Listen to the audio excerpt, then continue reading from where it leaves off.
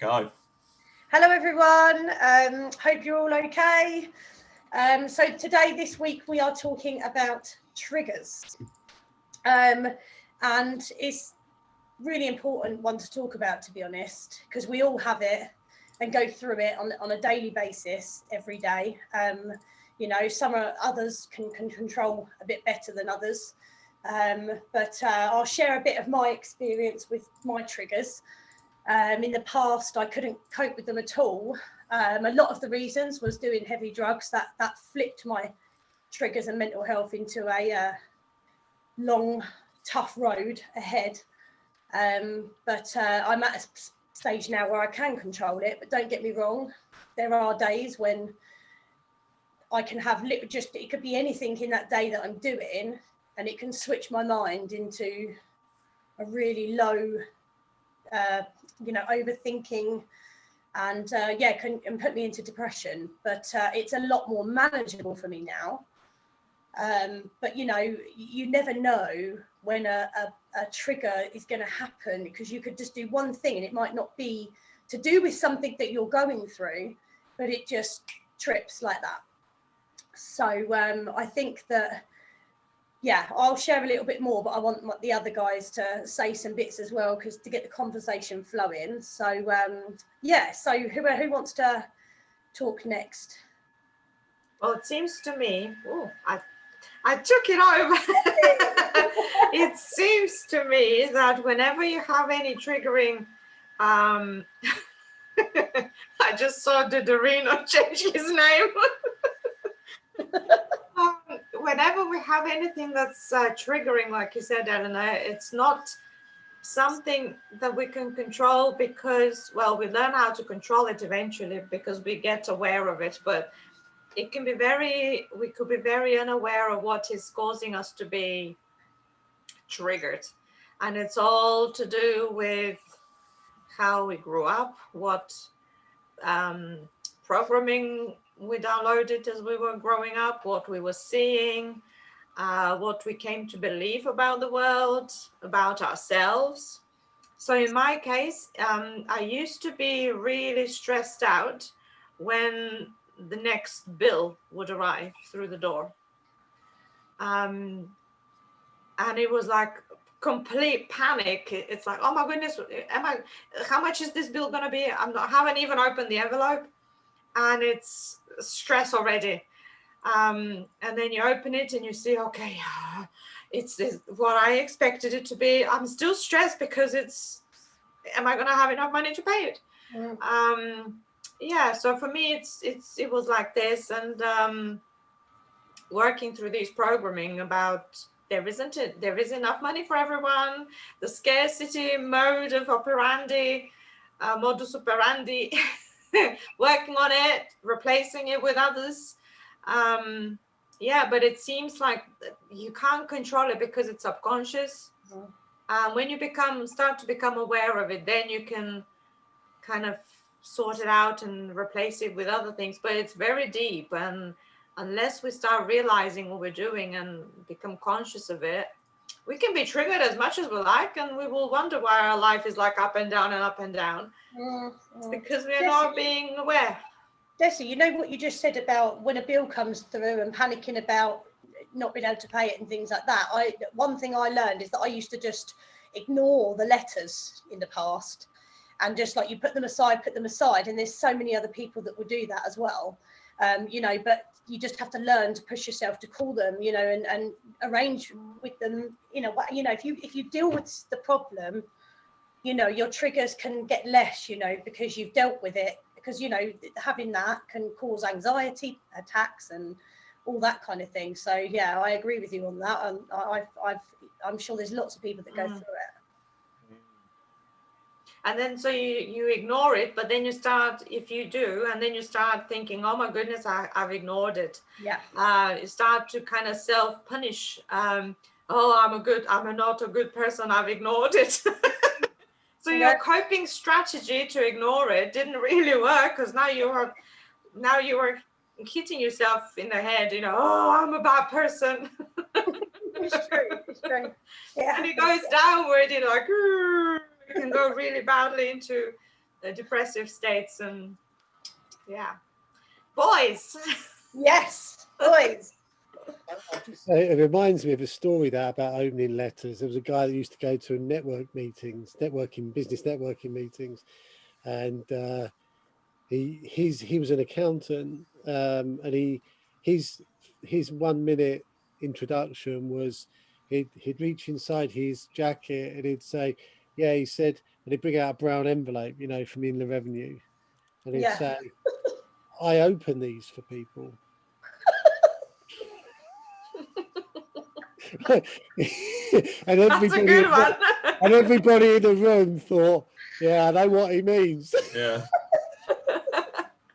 Because you just don't like opening those things, because they're normally demands for money with threats, generally. Yeah. If you don't do this, then we're going to do that. And it's Yeah, always bad for you. It's never good for you. It's always bad for you.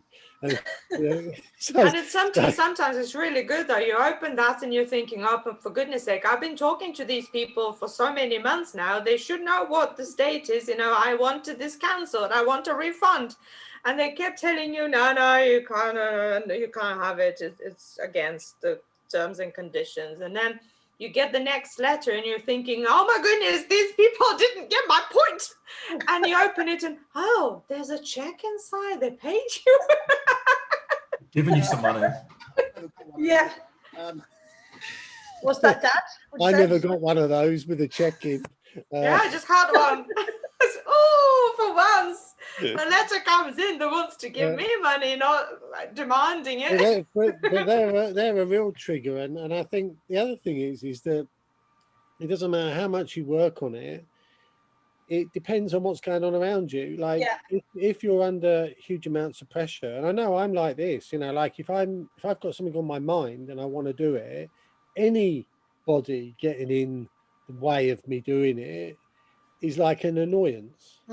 It's a trigger. It's like, why don't you just stop talking? Or why do you have to keep wafting about? Why do you have to, no, I don't want dinner, I'm doing this. So what's the matter with you? Can't you just leave me alone?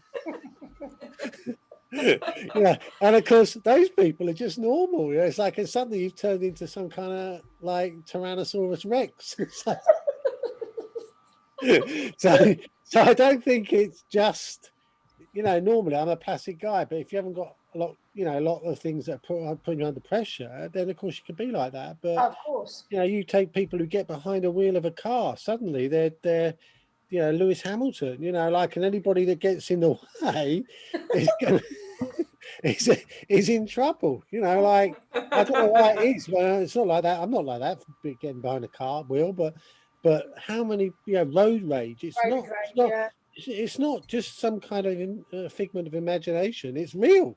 Oh yeah, definitely. I remember on that topic, there was this American priest, and he went to Bulgaria to meet his friends from their church, and he was telling me, what a weird bunch of people these Bulgarian people are. They're very good, very nice, very godly people. They go to church, they help each other.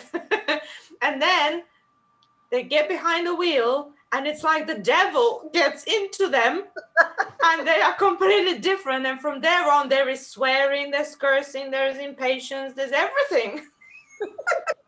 I think it's what's going on with them. He said there's some strange phenomenon. That is so funny. I think it's one of those things where the triggers can be, because it gets into sort of like the subconscious or the conscious sort of awareness of what a trigger is. Like if there's someone that's at work that's annoyed you, you have an active person that you can almost put the blame with, and you can say that person has made me feel this way. I've been triggered by that person. It's their fault that I'm feeling the way that I'm feeling.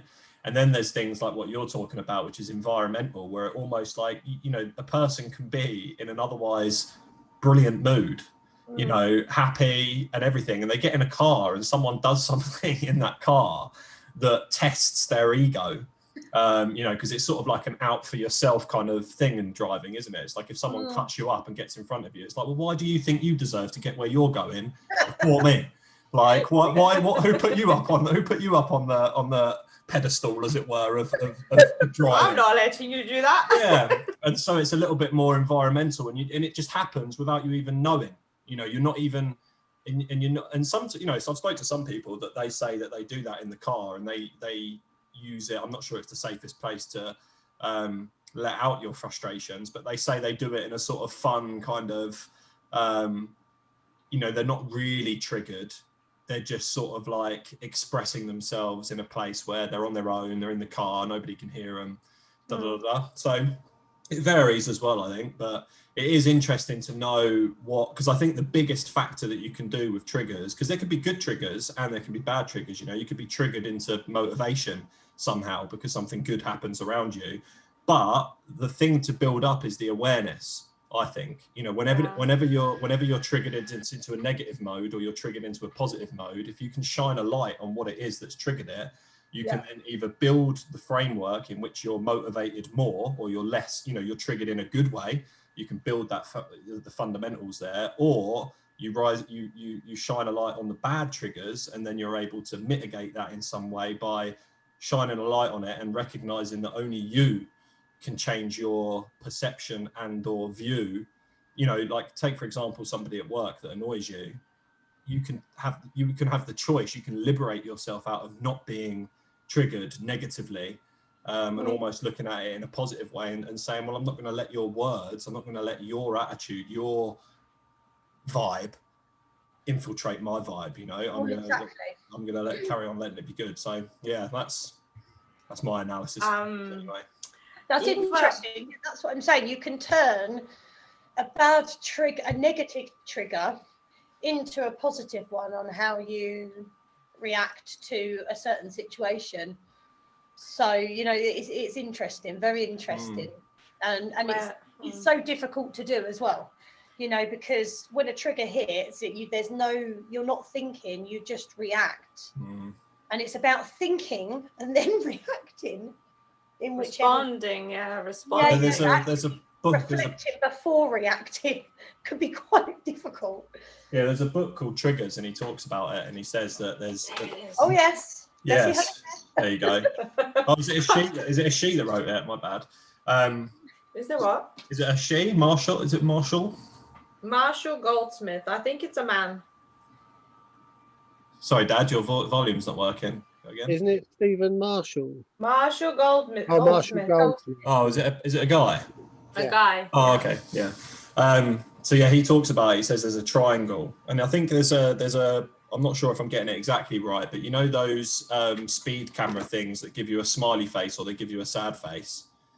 It's playing on the psychology behind that. So you're driving at a certain speed, you get the negative face, and then you have the response, which is to press down on the brake, and then you get your smiley face, so you get your reward at the end of it, type thing. What about those ones where they're just laying in the bushes? Those ones just surprise you out of nowhere, and they do trigger you. They get you a letter through the door. straight on the phone, like bloody hell! You're down the dual carriageway. There's one of them sleeping policemen thing. Yeah.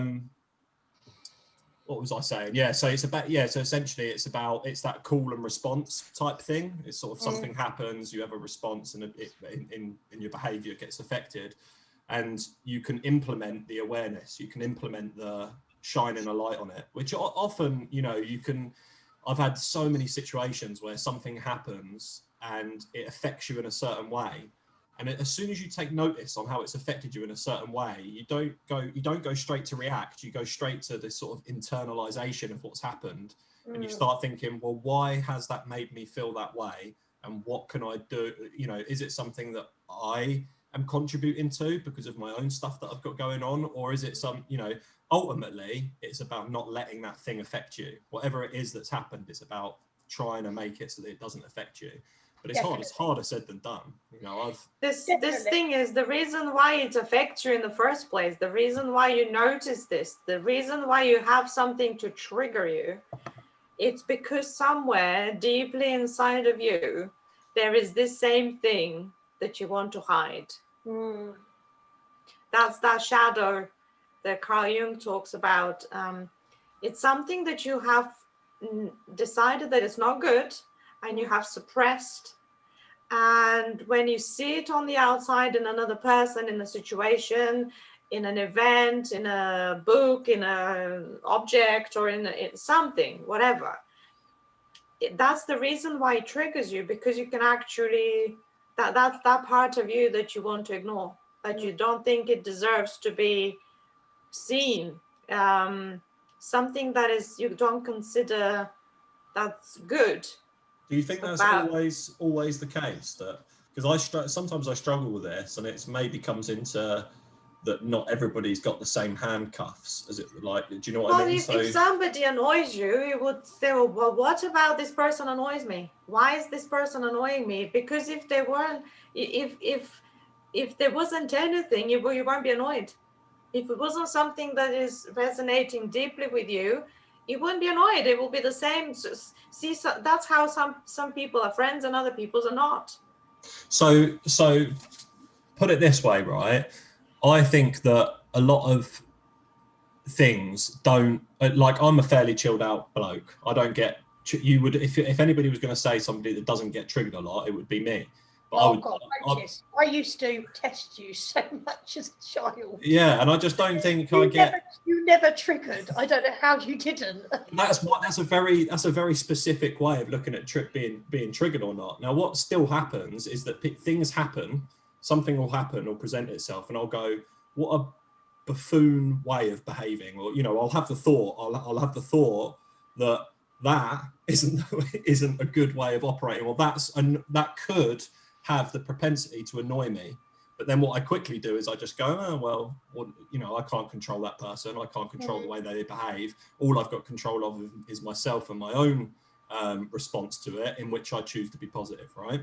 But does that mean that there's still something there because the thought has come up? It doesn't have to, exactly. It doesn't have to be a very a turmoil reaction to things. You don't have to be like completely angry at the person or the event or whatever is happening into your life. But the minute you have an emotional response in whatever way, it could be quietly getting sad in your bedroom and you don't want to get up. It could be you are super excited and you want to conquer the world, or it could be like you can't be bothered, or somebody's annoying you want to tell them what you think about them. It could be anything. It doesn't have to be, it can be any kind of emotionally different level of emotional load, I suppose, but it's always the case, even if it's a small annoyance. And that's why older people, wiser people, they have less and less of that, because that's how you become a wise person. You've gone through life, you've seen if reacted, not responded, not reacted. So they've worked into kind of within themselves to accept this part of them that's annoying. What part of me is being annoyed, and why am I being annoyed? It's not that the world is horrible and we need to go and tell the world what we think about them. We need to kind of find out what is it that is making us to be doing that. So do you think that it's a direct reflection that specifically the thing that has annoyed you, or like that then is something that you need to work on, or do you think that it's just sort of a little bit more generic in the sense of you've still got a little bit of work to do in order to not be triggered? Yeah, I suppose that, it's just, I think it's anytime that something happens to you, it's because you've got something to, not something happens, something that you recognize that you're aware of happening. So what if someone's being narcissistic and being a right pain in the arse and not treating someone very well, and you feel triggered by that, and you feel like you want to say something, specifically at work, this could happen where you've got a boss that's being a bit of a pain in the bum, and you hear and witness something happening and it triggers you. Is it that, how, because I find it's like, what do you accept and what do you not accept? What do you stand up to and what do you not stand up to? What gets defined as a trigger and what doesn't get defined as a trigger? Oh, I don't know. What does Dorino think? Who's been very quiet? I can get annoyed with myself just if I go in a room and I'm like, what did I come in here for? Literally, I do it all the time.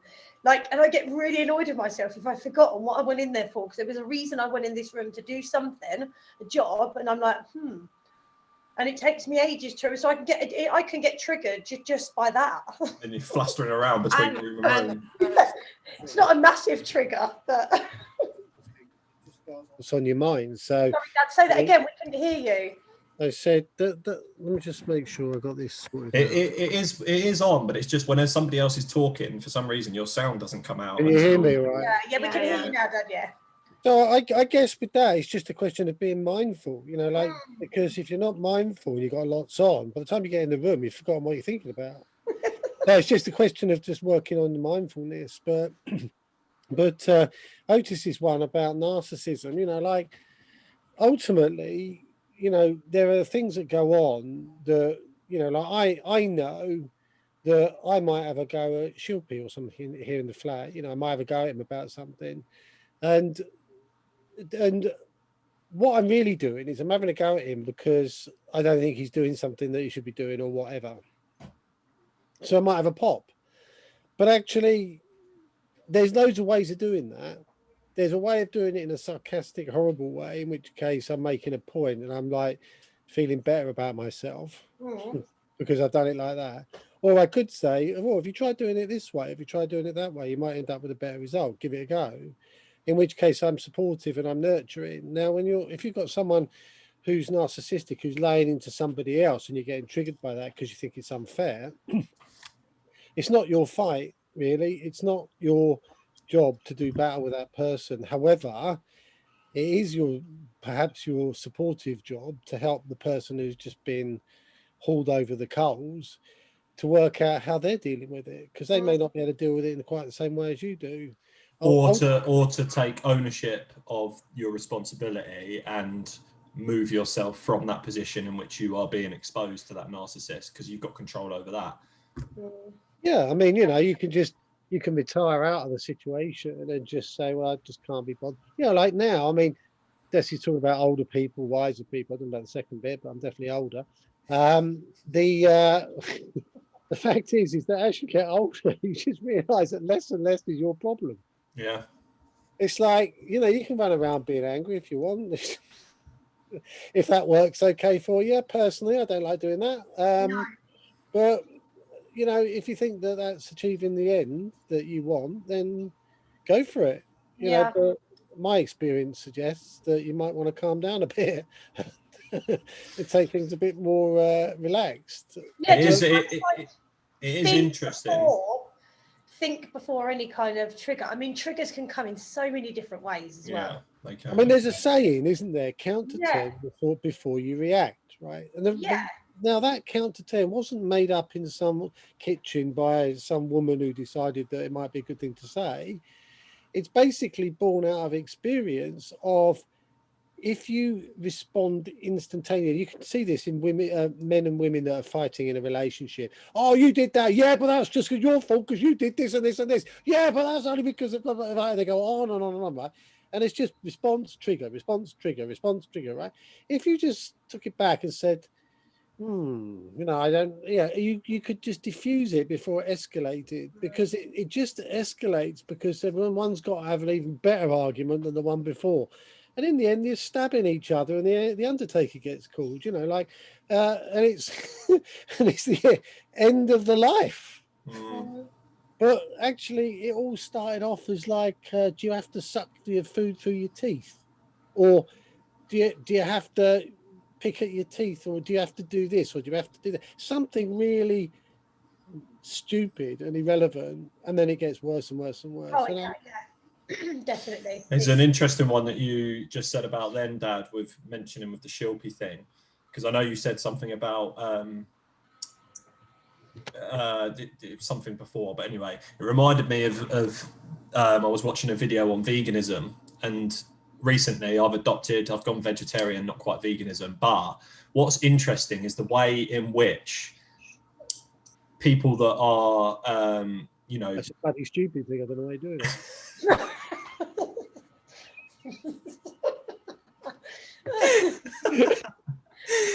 So, So, exactly though. 9 times out of 10, somebody will express that they've decided to go vegan or something like that, and you immediately see what happens. It's a subconscious trigger in most people. Subconsciously, what they start doing is they start defending their right to eat meat, even though before you've said anything. Right now, what I found interesting is that when you speak to most people, the reason why vegans get a bad name and a bad rap is because the approach in which they try to get across their beliefs, or on an environmental level or whatever it is that they've decided to make that choice, they then take that to people in often a condescending, kind of belittling way that says, if you're not practicing veganism, then you basically hate the earth, and you're not about staying here and stuff like that. You're a murderer, essentially. Yeah. And so the approach could be changed a little bit, because we asked a few people, me and Jen, and we said, what would it be? What would motivate you to want to practice it? And essentially it came down to sort of like ease of adoption. So how easily can I transfer across to eating a vegan diet? And that requires showing people that it is a little bit easier. And so the approach can be switched to something that's more palatable when you show people that you, instead of eating that, eat this that tastes exactly the same and isn't meat. And you don't have to do it all in one go either. It's like the thing is that you just need, really, people can cut down on the amount of meat they eat. Oh yeah, do a good job. I'm a firm believer in moderation. Yeah. But also there is this thing, when you start to believe something so passionately, you want to convert everybody and anybody into your way of thinking because you're so passionate about something. I remember this when 25 years ago, when I first learned about homeopathy. I wanted to convert everybody into the homeopathic way of treating a disease. And obviously they weren't ready, most of the people who I was talking about.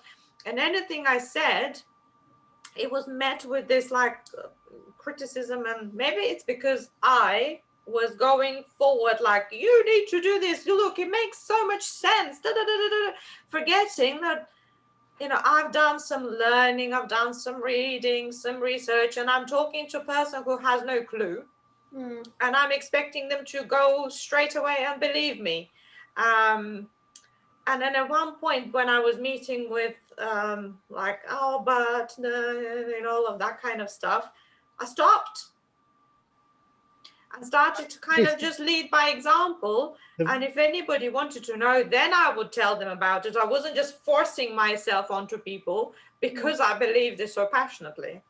That's where another trigger can bring itself out, which is sort of intertwined with the imposter syndrome, which is where you're going out and you're motivated and so passionate about what it is that you're trying to put out there, and then you get these responses back that aren't as passionate, and because they're not in the same place, or they've not done the work that you've sort of done. And that doesn't mean that they need to do the work, but they're just coming at it from a different place. And then you're triggered into thinking, oh well, maybe this isn't as good as I thought it was, or and then you've got to find your footing or find your grounding. Depends how strong you are. I mean, I can understand from Des's perspective, if you're going to take normal medicine, you're killing yourself as well. So you're a bloody idiot, right? So that's the default stance. Is well, you just if you knew enough about this, of course you'd do the same as I'm doing, because I'm an intelligent person, and you're just living on ignorance here because you don't know anything. What a moron! For heaven's sake, pull yourself together. That's the narrative. I wasn't saying these words. I wasn't using these words, but yeah. But when you're so firmly believed in what it is that you're thinking, anything else that sort of argues against it, like you say, it's almost like an attack on your intelligence. It's an attack on your way of living. Which is ego. Which we don't. And again, that comes back to not worrying about being popular, which was on the last video, not worrying about what other people think. I just finished off the story with Chilpy. So I'm in there telling him the methodology that he's using for losing weight isn't working, because it's not going anywhere, right? So I'm saying, but like, he's not asked me for that advice. Why is it my right to start laying into him and telling him that he's not doing it right? Right? If after a year or two he still finds he's carrying the same amount of weight, then he might work out that he needs to do something different, and he might seek my advice, being a bit slimmer. And if that happens, then so be it. But there I am, like looking and going, this guy needs my advice here. And I'm going out and I'm thinking to myself afterwards, what an absolute moron! Not in me. What on earth was I thinking? Yeah. Why did I suddenly think that he needed my help? Exactly, he needs to help himself. It's like, and all you do is you get in an argument. You're going to get yourself stressed over that. So like, and I don't think, oh God, I'm wasting my time here, which like. So I stopped doing it, and of course next time I'll think I'll have the trigger will be, look at him doing that, right, or whoever, and it's like, right, I'm gonna, no, hang on, before you say you're gonna say something, remember what happened last time. Yeah, exactly. Yeah, I'm wiser now. Could you just move over a little bit? I want to make a cup of tea. And that is exactly it. It's putting the awareness on it. It's letting that awareness come in and then going from there. Otis, I wanted to ask you a question. So since you have become a vegetarian, have you found any triggers or anything that's in your day-to-day life? Has anything changed for you? What, a trigger for wanting meat? Yeah, like changing your food diet. Has it made any differences there? Or could, is it? Well, I'm coming off of a pretty wavy 2 weeks anyway, where I've been quite down. So it's hard to lumber all of that downness with the fact that I've stopped eating meat, considering I've stopped eating it since January, beginning of January. But no, I don't think I have. I think on the whole, I'm not missing it. On the whole, it's been quite a comfortable transition.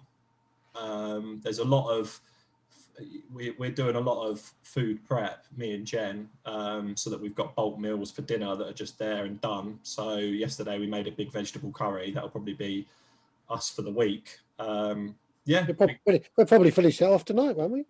What, the curry? It's all in the freezer at the moment. But yeah, no, I haven't noticed anything too triggering. I've been in the shop a couple of times, and I used to be partial to a chicken and bacon Caesar wrap, and a few times I've looked at that and thought, oh, but I've transitioned into quite a moral stance on it, and so it's been quite easy once I've made that transition on a moral side of it. I've just not had an interest in eating meat. Just doesn't interest me now. That's so good. So yeah, you're not even craving it or anything. No, not even the smell. Sometimes sometimes you get the smell that can trigger you to for some people maybe. Well, the next step will be the vegan side, which will be the cheese and the butter and all that stuff, but that'll be harder to give up. Although not eating a lot of cheese anyway, and when I do buy cheese, I do buy it. Who says it needs to go that way? Well, I'm not attached to labels. I don't really like labels anyway. And I've had conversations with Dad before about meat and about moderation and the hunter-gatherer times, and I do believe that moderation can bring forth the environmental changes that we need long term. But I don't think everybody has to just suddenly go vegan and but if enough people moderated, I think you'd have a change on an agricultural level that would be beneficial to humanity. Yeah. Does anybody else want to say anything anymore? You were going to tell us more, Eleanor. What was it? Well, I've just been, I don't really know what else to say. I mean, obviously my triggers really do wrap around my whole mental health. So, I sometimes that they could be simple triggers, like normal day-to-day things that annoy me, and then that could really put me into deep depression.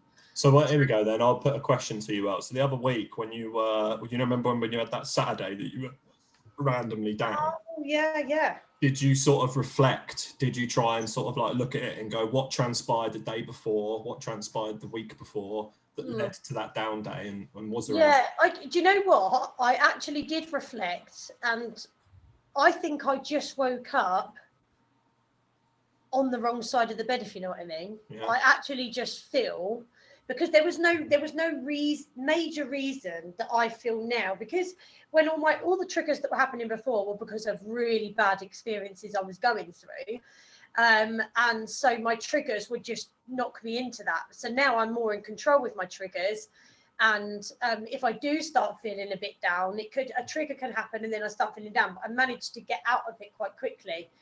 But that minute I got up that day, it's the first day in 2 years I've woke up feeling like I just didn't want to do that day. I would have rather have just been asleep all day or laid in bed and spoke to no one.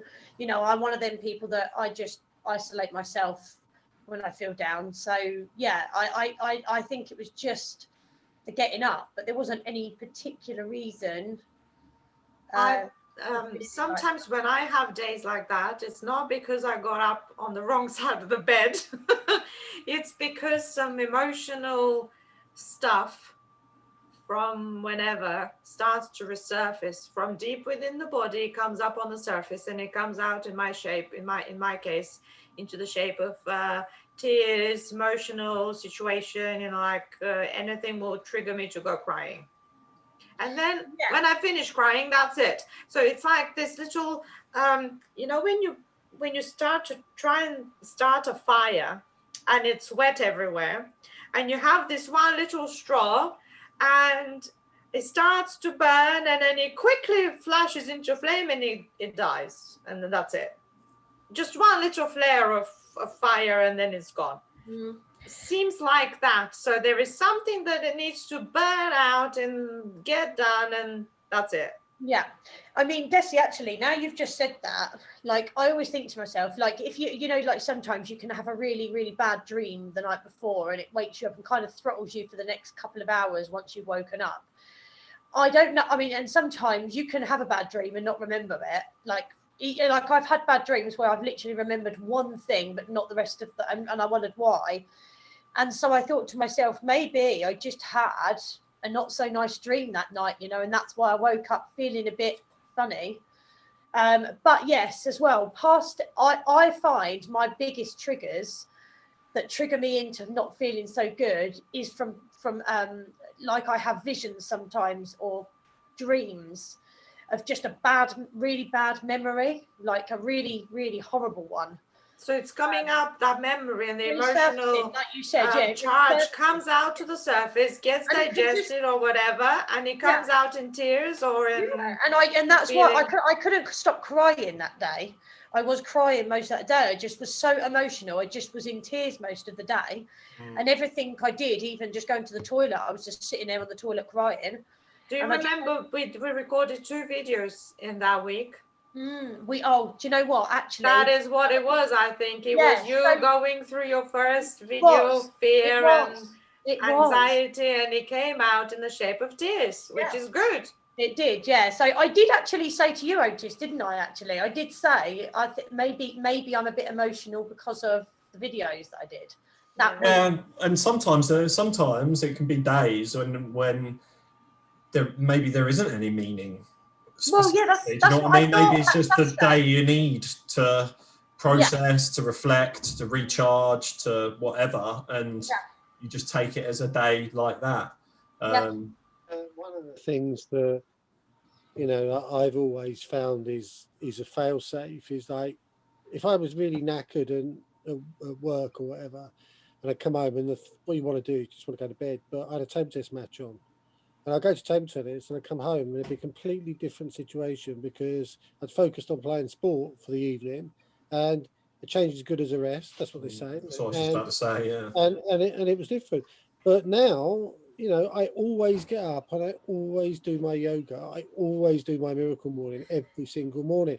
Yeah. It doesn't matter whether I feel good or bad or indifferent. It doesn't make any difference. The thing that always happens is that. And then afterwards, I feel different. Yeah, well, you do. It does. It helps. It's like I always try to stick to a positive routine in the morning, like a lemon water, a cup of tea. You know, reflect. I suppose sometimes in the morning is good. I'm doing a bit of reading or whatever, and then if you continue to do what you do through the day, that what you planned, it always makes you feel better in the end. Even if you're not feeling too good about doing it at the first.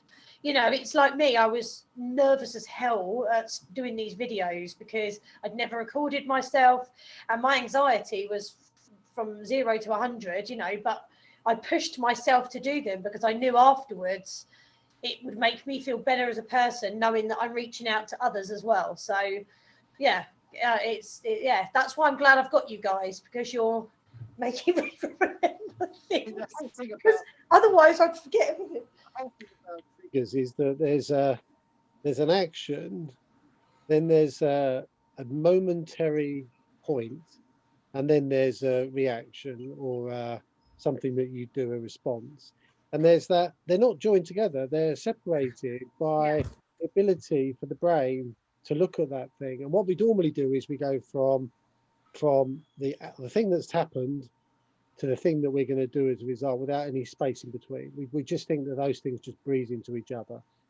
And actually there is a space in the middle where we are able to respond. We are responsible, you know, able to respond, right? And unless you learn it, you don't really necessarily sometimes it needs to be pointed out to you. You know, well, I didn't just stumble across it. Yeah, people had long before me had come and analyze this stuff, and we have an ability to take a different course of action from the immediate one that our you know, our conscious thought says, right, I'm going to get my back on this person or whatever, and off you go. But we have a choice, we have an option to make a choice to not do that.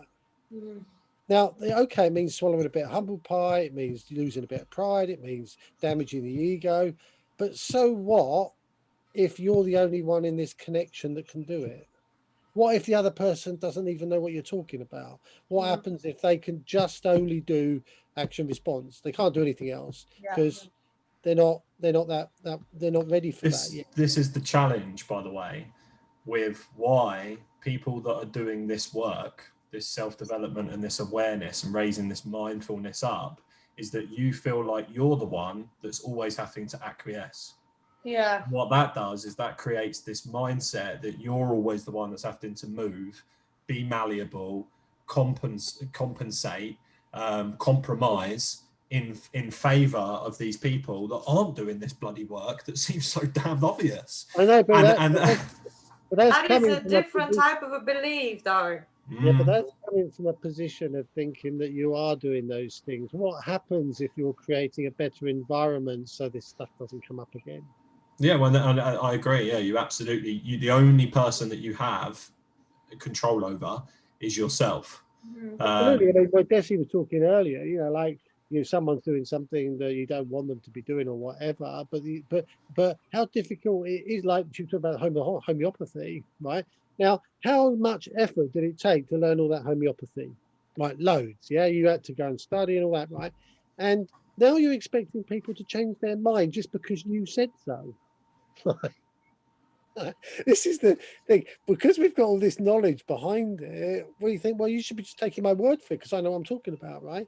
But you didn't. You went away and studied for yonks because you was as skeptical as everybody else was, right?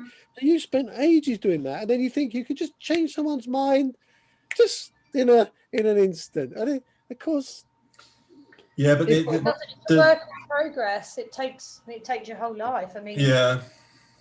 The acquiescing stuff, though, is I still feel a little bit different, even when you say something like it's a belief, because let's say, for instance, you're in a relationship and the other person that you're in a relationship with is constantly doing things that you can't be around, let's say, anymore, because, like, say for instance, you've started doing yoga, you've started, you know, reading different books, you've started meeting new people that aren't like this husband or wife that you were with, and you've started moving away and changing your mindset, and more then begins to trigger you with that person, because and then it comes back to the question I asked before, which is how much do you put up with? The only thing that you can control is how much you expose yourself to that person. So do you cut it off, or do you look to keep evolving until the point where you're with this person, but nothing that they say to you is just like water off of a duck's back? Well, that's not good either, because then you're still not in a loving and... Well, that's not the right relationship then. It depends on a number of things. First one is, are you now sacrificing yourself and your development because of this roadblock in the way? And I think you have to take a call on that. And if you've explained it to the person, you've shared the issues, and it's still no joy, then you have to take a rain check on it, because why would you want to compromise the rest of your life? This is the only one we remember until the next one, then we remember that one and not this one. So ultimately, you've got the whole life ahead of you, and if you're being miserable, then there's no point, is there? These are from Tony Robbins. Is it readable, or is it mirror image? Yeah. So these are the 3 killers of a relationship from a woman's point of view, and from a feminine point of view, and a masculine point of view. So women, if they're unseen or not understood, or feeling unsafe, that's not going to work for them in a relationship. For a man to be criticized, or to feel that the woman is closing herself away from them, they're closed off or controlled, then this is the killer of a relationship from a man's point of view. So that's what he teaches, and I think he's quite right in all of this. So it needs a lot of talking, it needs a lot of communication to get these things to be in place. I think that's a load of old falafel, to be honest. What? No, it's correct. I don't understand. I can't see it, and it doesn't seem very safe, if you ask me. Well, I've got another picture for you. That was another one. Still on relationships. That's a bit small. So these are the 3. So he talks about going in a relationship. Oh, I can't read them like that. Not going to give, not to get. All right. Can you read it? I can't read it. Little bit. I can't read it. Yeah. Well, I'll put them when you post it. I'll put these pictures underneath. Yeah. Yeah, going in a relationship to give, not to get, and keeping the energy of the both, because when you start in a relationship, one person is up here in energy and the other one is up here in life is great. Yeah. And then somehow one of the people might just drop down their energy, they're feeling a little bit low, and the other one is still, come on, and this was looking and said, what's wrong with you? Why are you so hyper? Triggers. And imagine if both of them go down, and at the bottom of there, like, can you, he says, can you throw the garbage out? Can you take the rubbish out? And the other person says, oh, fuck off, I'm not doing that. I'm not bothered. So he says, if we ended up a relationship, if we talk to each other like we're talking at the end of a relationship, we wouldn't have one. So making sure that both people are at a higher level, kind of having the energy, and that happens if all of these C's and U's are kind of in place, and mean not in place, or they're observed, that it's the rule of the U and the C. And there's a lot of communication, talking about things.